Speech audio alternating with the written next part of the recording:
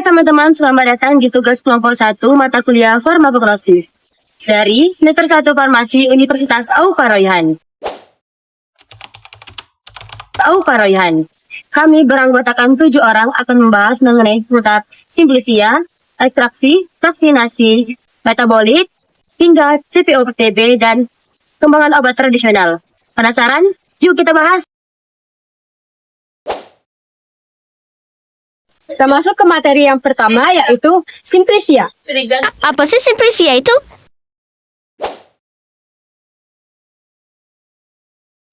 Jadi, simplisia adalah bahan yang berasal dari alam, baik dari tanaman, hewan, atau mineral yang akan digunakan sebagai bahan dasar untuk membuat obat. Nah, bahan ini hanya melalui proses pengeringan. Jadi, sangat terjaga kealamiannya. Contohnya seperti daun sirih yang sering kita gunakan sebagai antiseptik atau jahe yang sering kita gunakan sebagai obat masuk angin. Jenis simplisia ada 3, yaitu yang pertama, simplisia nabati, seperti akar atau daun tumbuhan. Yang kedua, simplisia hewani, yaitu seperti empedu sapi atau minyak ikan. Dan yang ketiga, simplisia mineral, seperti kaolin. Jadi, kalau kamu minum jamu, kemungkinan besar bahan utamanya adalah simplisia.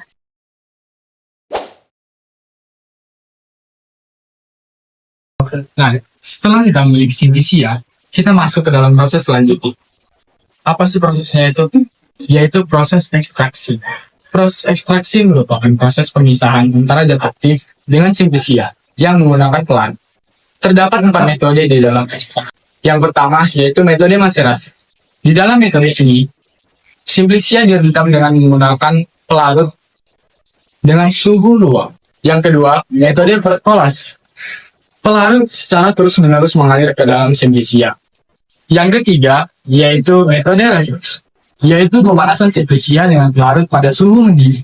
Dan yang terakhir, yaitu ada metode sofletas. Nah, di metode ini kita menggunakan alat bantu yang bernama soflet. Contohnya, kita dapat menggunakan air dan etanol untuk memisahkan antara zat aktif dengan jahe yang menghasilkan minyak atsiri atau senyawa fitokimia lainnya yang berfungsi atau bermanfaat. Fraksinasi. Fraksinasi setelah diekstrak, prosesnya nggak berhenti di situ. Kita lanjut ke fraksinasi. Ini adalah pemisahan ekstrak menjadi beberapa fraksi berdasarkan sifat kimianya.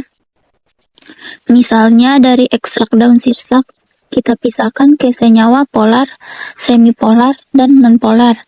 Hasilnya adalah senyawa yang lebih murni seperti asetogenin yang berguna untuk melawan sel kanker. Jadi, fraksinasi membantu kita menemukan senyawa aktif yang paling efektif. Masuk materi yang keempat, yaitu metabolit primer dan sekunder.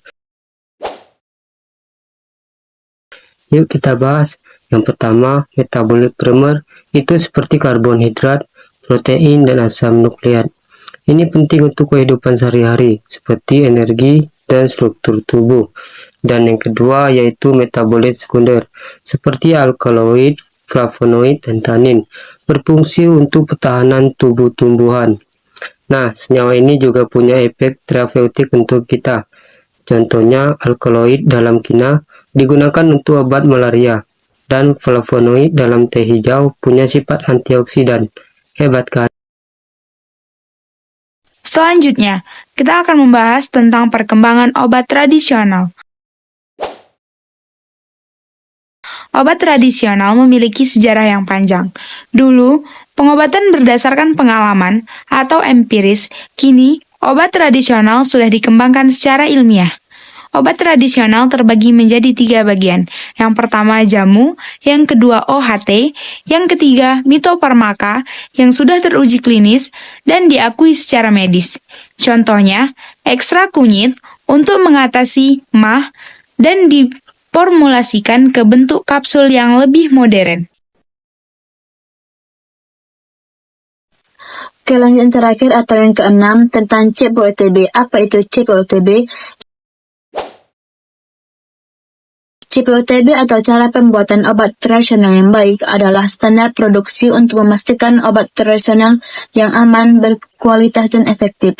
Ada 3 aspek penting CPOTB. Yang pertama yaitu bahan baku. Simplisia harus bebas dari kontaminan. Yang kedua adalah proses produksi. Harus higienis dan menggunakan teknologi modern. Yang ketiga, pengendali mutu. Setiap produk harus diuji sebelum dipasarkan. Jadi kalau kamu lihat produk herbal dengan label CPOTB, itu artinya sudah terpercaya dan aman untuk dikonsumsi. Terima kasih sudah menonton tugas dari kelompok kami. Jangan lupa like, comment, and subscribe. Bye-bye. Terima kasih.